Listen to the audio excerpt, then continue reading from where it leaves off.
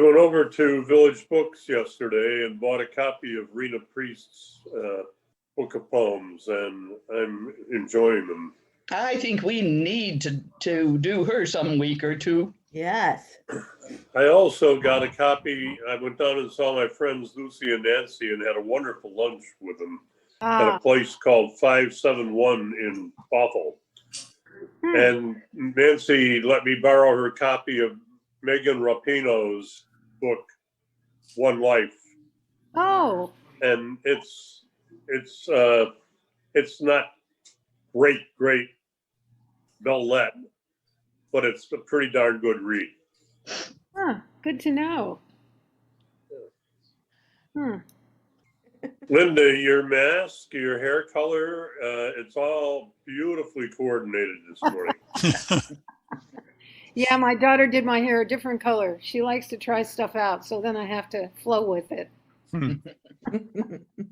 Nobody ever says that about me. Your flow is built in. Your hair is very beautiful today. Well, if you guys are only going to be here an hour, should we dive right into this? Yes, Yeah, especially those beautiful Polish poems that you brought in. Yeah. Linda, thank you. Well, why don't we do, if I can suggest to the group, why don't we do the poems that Linda brought next week? And just right now, focus on Patrycia's poems, because that will easily take a half hour. Okay. All right, let's go. Okay. Is that me? I guess I'm hosting this, aren't I? Sure. Yes, you are. I don't know. So the last two poems we're going to look at from Jack Straw is a self-described Polish-American writer and performance artist based in Seattle. And we're going to look at her two poems, Anchor Baby and Porous.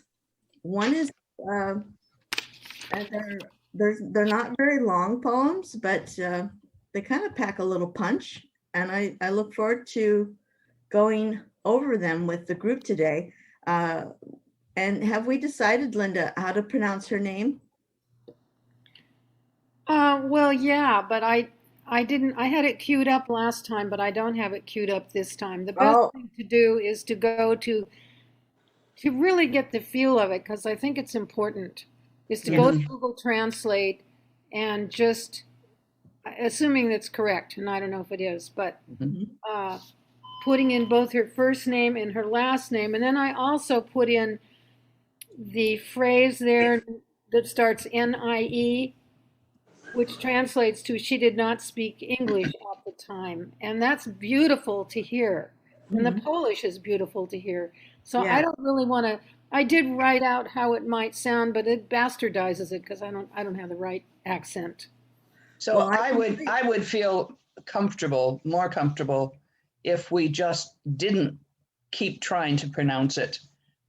As a carrier of an unusual first name, that can get embarrassing and tedious. So, but the fact that sound is so important to her.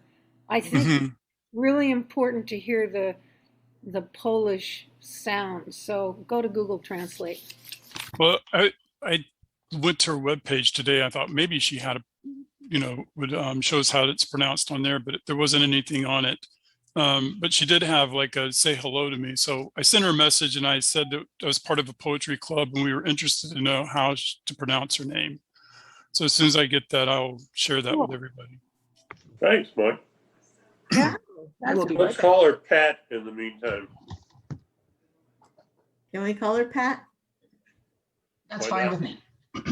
Okay. Well, when you Google her name, a lot of information pops up. She's a part of a group called the Brooklyn Poets.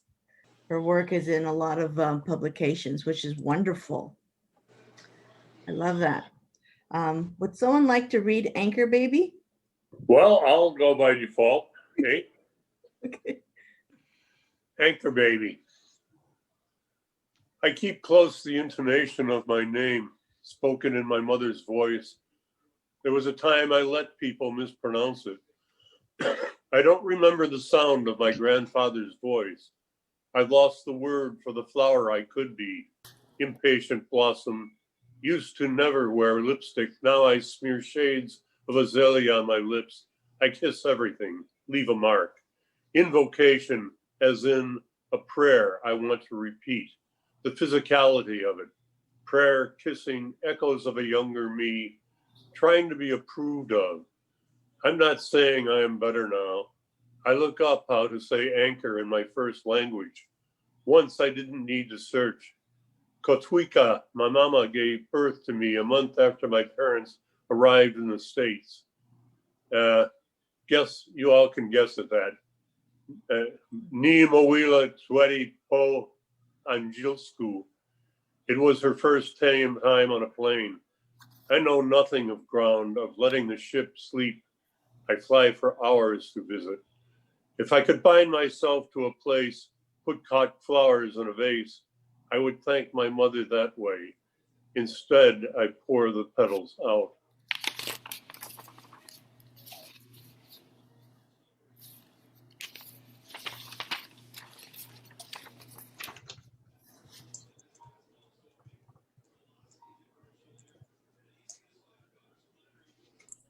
I'll jump in. I like the poem. I thought it was something that she really is trying to think through. Anchor baby starting out is such a negative term, and having to explain that, I think, and explain it to yourself and figure out where your place is. I think she tries to find it through this poetry, but her poem, and I like how she connects back to her mother. Those are my thoughts on it. When I was in high school, I worked in a bakery, and one day a customer came in and with a strong accent and was trying to say something, and all of a sudden burst into tears and said, "I have forgotten my native language word for that." Oh, Breaking my heart. And so this poem really speaks to that experience for me. I really think the first couple of lines of the poem shows what's most important to her. I keep close the intonation of my name spoken in my mother's voice. So it's her mother's voice, it's the sound of the language, it's her relationship to her mother. And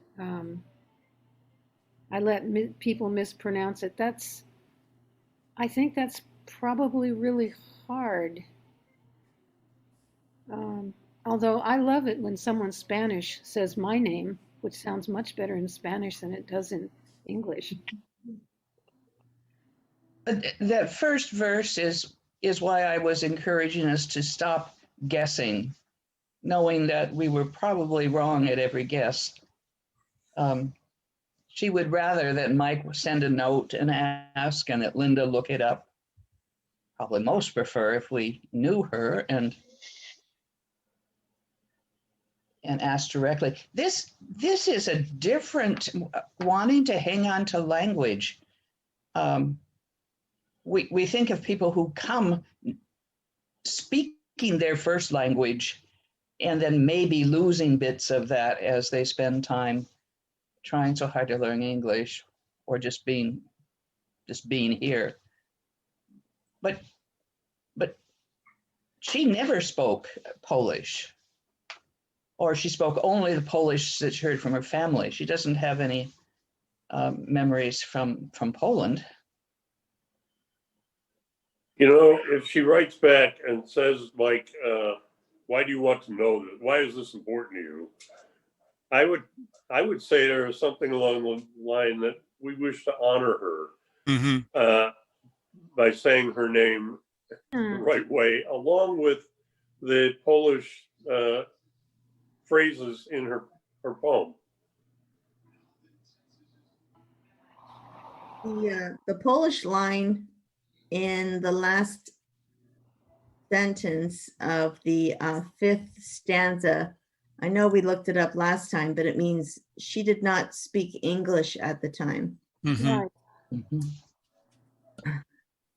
Another thing that caught my eye, no pun intended, is that there are no capitals at all in this poem, including the letter I. The I is a small letter I, which might denote humbleness, perhaps.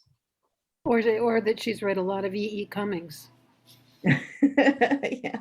I think it's just still where she's straddling so many different identities. She hasn't really formed the I. And I mean, I think that it could be that she's showing us here, you know, all the different, you know, the evidence that she has that she's going through to figure out who she is. So where she used to never wear lipstick, now I smear shades of azalea on my lips. I kiss everything, I leave a mark. She's trying to figure it out. I love the shades of azalea. You know, over the years, there are some poems that I did not teach in my classes because they were so special to me that I didn't think I could do justice to them. And when she says, I keep close the intonation, like other elements in the poem, these are treasures for her. Mm-hmm. They have such special significance. And I like how she manages throughout the poem to share these treasures. And it's so elemental, like George Floyd saying his mother's name, Mama. It's just primary.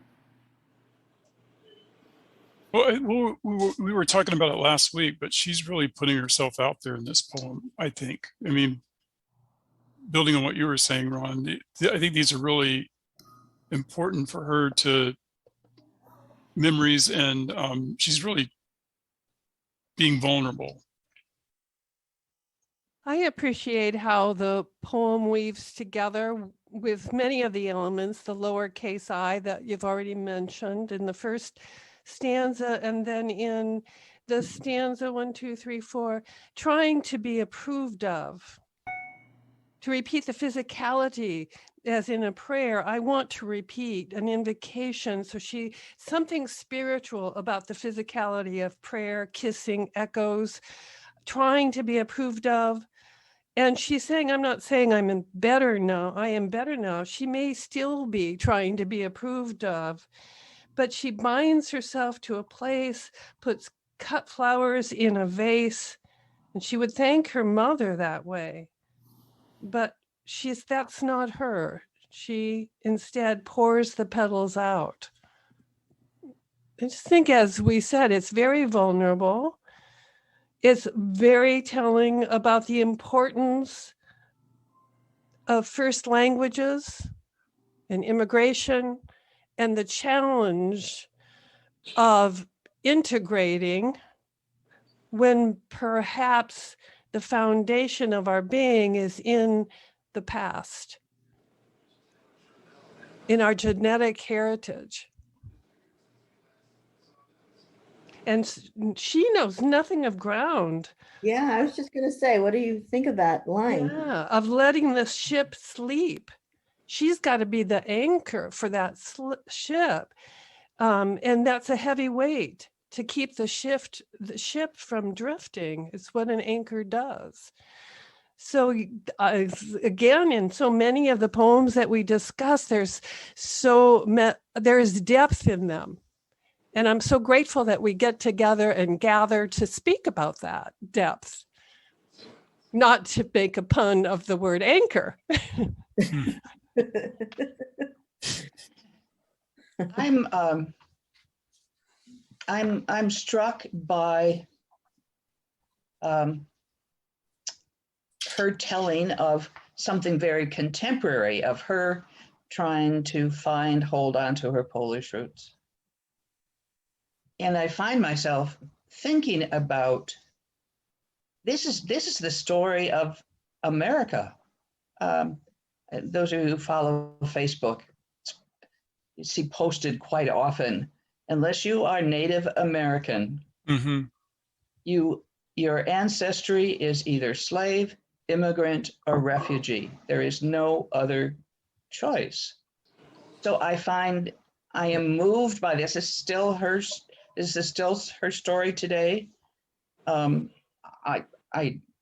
didn't look her up, so I don't know, but she's what, 20, 30, 40, 50 years old? I mean, it's contemporary. Yeah. Yet every one of us have in our family this story of some sort. The story that I grew up was of my mother's grandparents who were from Germany, living in this country in the 1930s and 40s, and desperately trying to hide that they were German because of the anti-German sentiment, which is a whole other story about how you feel about native language. But anyhow, she's got me wandering through all sorts of thoughts as I gaze at the water. Have I mentioned recently I'm looking at this beautiful view? Over the years, in the colleges I've been in, I've helped initiate language programs in Chinese, Japanese, Russian, Hebrew, Korean, because we discovered that there was a large audience of young people who wanted to learn their parents' and grandparents' language. Mm-hmm. That's lovely. Yeah. That's It was a very powerful realization when we asked people why. And we didn't think those languages had a prayer, but they got healthy enrollments. I love stories like that. So I want to share a story with all of you. May I? I'm already started. Please I saw a continue. production many years ago of Clifford Odets' Awake and Sing. It's a wonderful play, and it's two of the lead characters are this young guy around 18 or 20 and his grandfather. And his grandfather still calls him Boychick, Boychick. And I liked so much that interchange that when my own boys were toddlers and little guys, I would come home and open the door and holler Boychicks. And then we'd have our playtime. And when my grandson was about 7 years old, I told Mike some of this last night. I bought him his first chess game, and when his father was teaching him how to play the next day, his dad looked up at me and said, "This little towhead, is this a boy chick?" Just a wonderful moment. I'm done. It's a beautiful story. Yeah. I admire this. Again, this poem has to be fairly recent because it was written in contemporary times. I love her determination to hold on to her, to not only hold on to learn, to explore, despite the anti-immigrant sentiments in the country right now. And our Korean American, well, it's Linda's nephew's wife, still has people shouting at her at the street, "Go back where you came from. Go back where you came from." Yeah. So I like this. One of my favorite Sherman Alexie stories is right after, probably right after 9/11, when we were so concerned about all those differently looking people who had bombed the Trade Center. He was walking down the street in Seattle and a pickup truck pulled up and screamed at Sherman, "Go back where you came from." A Native American who looks, it is hard to tell, but he said that was a little disconcerting to him. Well, the interesting thing is that we are so, I don't even know how to describe it, but we're all African, really, if you go back far enough. So all we're doing is talking about one particular time in existence. Human life originated in Africa, as far as we know. So we're all African. And we choose some other time to identify with. So it just has to do with identity. It can't have to do with reality. No, prejudice and classism. To me, it's tribalism. Mhm. We want to be identified with some particular group, and it makes us feel less lonely than to think that we're just all one big forest out here that came about in Africa. We're all guilty of a certain level of provincialism. It's hard not, that's part of our identity. But the arrogance and the provincialism as a vehicle for hatred and so on, those are people who aren't thinking and content not to think, looking for targets. They're just ignorant. One of the things that I really like about this poem, last week or recently, we discussed some poems that really stymied us.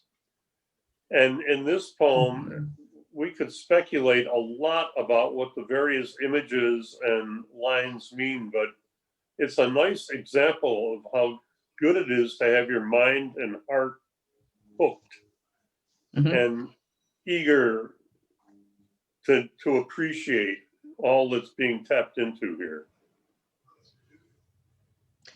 Yeah, for those of you who are poets, it must be wonderful feedback when someone tells you, I read your poem and it made me think of, or it reminded me of, or that the words you've created have sent them on some kind of mental journey. Seems that would be. Yeah. A couple of times I had a streak of comments from folks who were dragged in by their spouses and didn't know anything about poetry. And it was 3 people, and it was three different situations when I was doing a lot of public poetry reading. And they all said to me, I don't like poetry, but I like your poetry. And I thought that would be a good flyer for advertising my next book. Great. If you don't like poetry, read this book. And I appreciate their comments and chuckle at the same time. I have a question about this poem. It threw me out of the poem, and it's not necessarily a flaw. I just wasn't expecting the line, I fly for hours to visit. It's in the second to last paragraph. So is this telling us she is flying to visit her mother? Do we know? Did anyone else wonder what that meant? So a contrast to her mother's, it was her first time on a plane. I know nothing of ground, of letting the ship sleep. I fly for hours to visit. Yeah. But it does, I think, when you're right, have a real metaphorical value for her life. But her mother gave birth to her a month after arriving in the States, and I thought that was the mother's first time on a plane. There's a whole dichotomy in American culture between I got it. The myth that people have to venture out, seek new frontiers, that there's a belief that ingrained in the American psyche and spirit is this need for adventure, and it counters another very deep-seated need to be grounded, rooted in place as part of our identities. And I think the poem may capture that dichotomy. Mm-hmm. Does anyone have, can anyone interpret instead I pour the petals out? Oh my gosh, I'm so in sync with you and Betty today. I was just thinking that. What is she trying to say? Yeah. She's saying she's done with the past and she's moving forward, or But it's just, if I could bind myself to a place, put cut flowers in a vase, I would thank my mother that way. Instead, I pour the petals out. I must not get it. That seems With the demolishing to me, or sad. her thing, the different perspectives, she's trying to limit those petals. Could they be that? Perhaps. well, she says she's lost the word for flower in the second stanza. So Oh, maybe it's connected. good observation, yeah. But her lips are shades of azalea, which is a flower. And I'm wondering if that's a pattern now. Well, I looked up impatient, that flower. Mm-hmm. Impatience, well, it's a play on the words of patience and impatient, but also the flower and pods burst and scatter their seeds when ripe. They're also called touch-me-nots and jewel weed. Oh, interesting. Yeah. Yeah. What did you say after touch me not? Betty, what else? Jewel weed. Oh, Jewelweed. yeah. Linda, I read the last lines. I'm not sure exactly what they mean, but I read them positively. As in, if she could stay put, if she could bind herself to a place, she would honor her mother by putting flowers. Instead, I pour the petals out. I get the instead to mean in a different way, I will honor my mother. Yeah. Not instead, I'm not honoring my mother. Instead of staying place, I move on to honor her. I think she's moving on, but I think she's also embracing her new American culture, and that the petals that are being poured out is the Polishness of her is leaving her. The good flowers of being Polish. I'm glad you mentioned the second verse, Shannon, because I think, because I had a hard time figuring or coming up with something for instead I pour the petals out, but could she be talking about now I smear shades of azalea on my lips, I kiss everything. Those are the petals she's pouring out. She's kind of, I leave a mark. She probably has an accent. Or we just Being speaking as opposed to thrown in the garbage. Man, she really threw a twister in the end. One of the ways we all self-identify is in contrast to how we see our parents. When we try to come to grips with who we are, which is, it's easier to frame our parents than it is to frame ourselves as the result or in contrast. Mm-hmm. I think we have a poem that says, this is my origin and this is me. And we get another version that provides a nice resolution at the end. If I could bind myself to a place, put cut flowers in a vase, nice internal rhyme, I would thank my mother that way. She can't do that. Instead, I pour the petals out. And it's not even a justification so much as a recognition about the kind of person she is. So is that the contrast between her mother and herself? Her mother would bind herself to a place? Well, we don't know that that's what her mother does, but that's the way she would. Emery's phrase was pay homage to her, I think, but at least thank my mother. She arrives in the poem at a recognition of her mother's value, that she would thank her for all that she has become or for giving her life. But that's not her characteristic gesture. She's not her mother. Mm-hmm. Oh, that's interesting. Should we read her second poem and try to figure her style out? Maybe that will help us a little bit.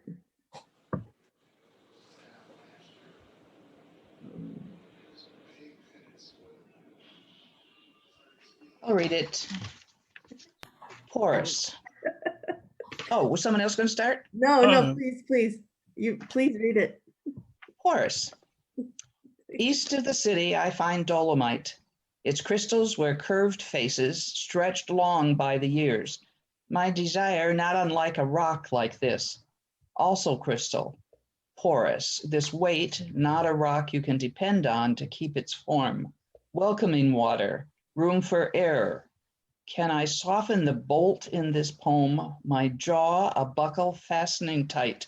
Sit still, stay put, shut up. The past, a spiral staircase I climb, bending over the railing to shout into the middle. I'd like to read the poem again. May I? Thank you. Porous. East of the city, I find dolomite. Its crystals wear curved faces, stretched long by the years. My desire, not unlike a rock like this, also crystal, porous, this weight. Not a rock you can depend on to keep its form. Welcoming water, room for error. Can I soften the bolt in this poem? My jaw, a buckle fastening tight. Sit still, stay put, shut up. The past, a spiral staircase I climb, bending over the railing to shout into the middle.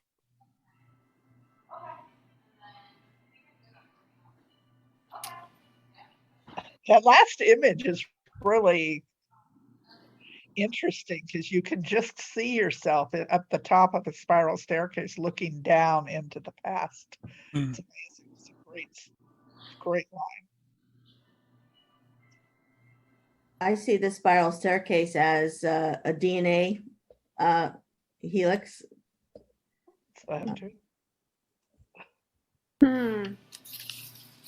This is not intended to stave off any discussion, but the image is so powerful for me that it's one of those rare occasions where I think I don't have to know what it means. It's just so striking. Yes. Mm-hmm. Have a good day. You too. Is that your new best friend? I know, you guys make friends everywhere you go, I bet. Yeah. I believe that. I'm when I first read this poem, I was immediately focused in on that phrase, my desire, and then to stay put, shut up. And I thought those were she has some sort of a desire that she wants to express in some way, but something is telling her you need to stay put and shut up. And the screaming over the staircase is an act of frustration. That's what I came away with the first few times I read it. I'm interested though. You said scream and desperation. She wrote shout, and I hear both a sense of fun and also look at world, I'm here. Oh, like your, Actually isn't, well, I gave you shout for help, but I didn't read it as desperation. I guess that's what I'm saying. like when you shout into a canyon or something to get an echo. Yeah. It's a fun activity. Maybe. So if you read it as shout being the same as scream, then to me that would make me feel very differently about that. Well, what sends me into that hemisphere is the stay put, shut up. There is some discipline happening here. And I'm not sure if it's an internal conversation or if someone is telling her you've got to straighten up. I'm still investigating that. Well, just prior to that, she says, "Can I soften the bolt in this poem?" And so I'm looking for the bolt. So my jaw, so it feels like she's withholding some emotions. In the next line, obviously my jaw a buckle fastening tight. I felt that way in some meetings before. Sit still, stay put, shut up. And then just letting loose at some point, saying, I have to say something at this junction. So. Well, a jaw and buckle are definitely clues to possibly an eating disorder. It could also just be symbolic in the sense of your jaws and your buckle, the things that you take in. You know, almost all our stories, our personal stories and our cultural folklore, the past is almost entirely nostalgia. We look back in most instances to a simpler life and you know, newspapers are just filled with this stuff. Faulkner has a story called Dry September in which he says that the past is like a giant movie screen filled with all these pastoral scenes and elements. And here, I think she captures I love the thing about an exploration of the past is like a spiral staircase that takes you around and around and around. But what the great impact that's hard for us to measure is our own self entering it. Mm-hmm. The imposition that we create with self in our recollections and in our selection of what we remember. And so her bending over the railing to shout in the middle, I see as kind of her imposition of herself in trying to decipher the past. Is she also trying to become, or is she? I'm fascinated by her use of dolomite, which is like limestone or marble, juxtaposed with crystals, which is porous, a crystal. So she desires to be both marble-like and crystal-like. The crystal cut as an ornament or glass. She wants to be both maybe like an anchor, like a rock you can depend on to keep its form, but also welcome water, room for error. And maybe she can soften the bolt in this poem and bend over the railing to shout into the middle. I not again a poem that folds into itself, the structure, form, voice, rock, jaw. I just find it's fascinating in very common language. Yeah, well, in the last poem, she was saying she doesn't know the ground. In this poem, she relates almost identically to these crystals, which are very ground. That's ground rocks. I'll throw this out, that when I was looking up dolomite, I learned that scientists have never been able to make dolomite the way that it forms naturally. And I don't know how that relates exactly to This poem, I think, is very different from the other poem we read in a couple of ways. It's also, of course, I think you could guess if you that the same person wrote them, but there's a pretty tight logic in the movement in the first three sections. I find dolomite, and then she describes the dolomite. It's crystals where curved faces stretch long by the years. Then the comparison with my desire, not unlike a rock like this, also crystal porous this way, but it's different. Not a rock you can depend on to keep its form. It shifts, it changes, welcoming water, room for error. Can I soften the bolt in this poem? My jaw a buckle fastening tight, sit still, stay put, shut up. Then what seems to be evoked is this view of herself in terms of her past, her life, with her life, herself, like I said before, imposing whatever it brings to it.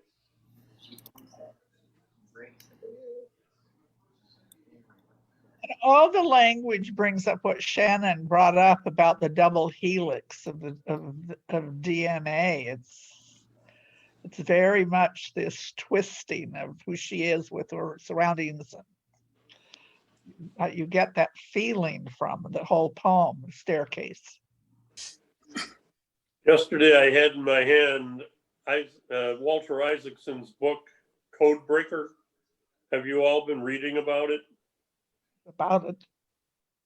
It's a remarkable study of this woman who just, I think, won the Nobel Prize, and what her work on DNA is going to allow by way of shaping the future and shaping human beings and human lives. It's in some ways very exciting, and in other ways, given our record, pretty frightening. Terrifying. I also think the poem, the way that she structured it, is kind of like her spiral staircase, the form of it. I like that analogy, Mike. I don't want to make light of this, but I had this a memory come to me when I read that, bending over the railing to shout into the middle. One weekend, I had the chance to go up in a hot air balloon. And I was talking to people about that at work on Monday. And this one young man looked at me and said, "Did you spit over the edge?" And I thought, not once did it occur to me that you would spit over the edge, but didn't that sound like a boy thing to do? Yeah. So I guess that's why I read that shouting over the middle seemed kind of playful in the same way to me. It's like spitting out of the hot air balloon. We've got everything from There's a spit- poem there somewhere, Emery. There's a something there. and the contrast of going from DNA helix to spitting over the side of a balloon is Mhm. stark. That's Spit in a tube to get The your poetry DNA club for you.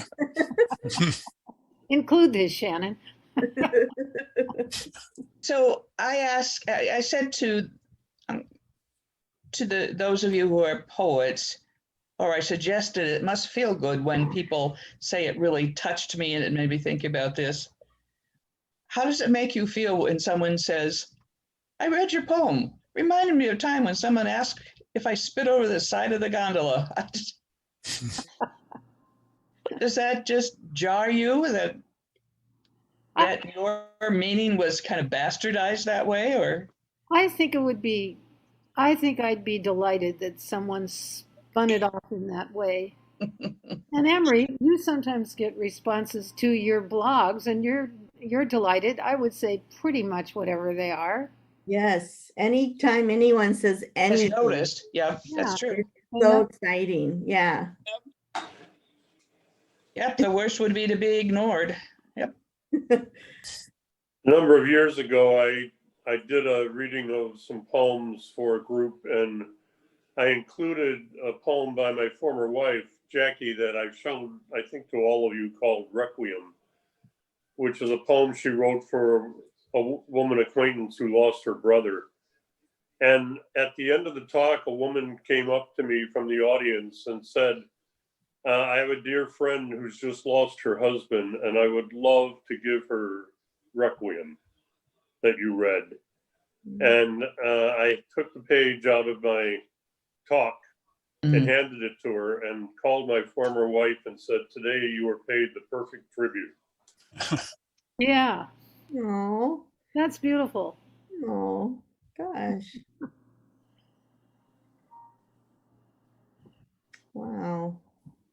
Well, here I am jumping in again. I was giving a talk at the opening of the Linden Library. And I was talking about all of the reasons that people use the library. And one of the examples I gave was a line something like, and the solace that my friend felt when she found the book, A Broken Heart Still Beats, after the suicide of her only child. And I wandered around for a little while there at the opening, and a woman came up to me clutching that book. By some miracle, it was on the shelf that day. I hadn't checked. And she said, thank you. This is going to save me. Oh, Yeah. Well, I was suggesting that everyone listen to the passing of the Laurel with Rena Priest last week, because they all the poet laureates said how wonderful the library system is and librarians, and what a gift that is to everyone, and what a gift that will be for Rena. So yes. I hope you heard that. And if not, it's there waiting for you. Good, yes. Thanks. Did you, Ron, you saw her picture in the Seattle Times, that 4-page picture? yes. Yes, gorgeous. Apple, it must be cherry blossoms, because that's what's full page color and gorgeous flowering tree. And she's standing sort of in the middle of all of that. And, you know, The pictures. there's something so captivating and engaging. She's a beautiful woman, but there's so much personality shines through her face and her smile. I am feeling very appreciative of this woman. I like where she's taken us today. I like where she's taken us today. Yeah. I suspect she's going to become a very important poet. Hmm.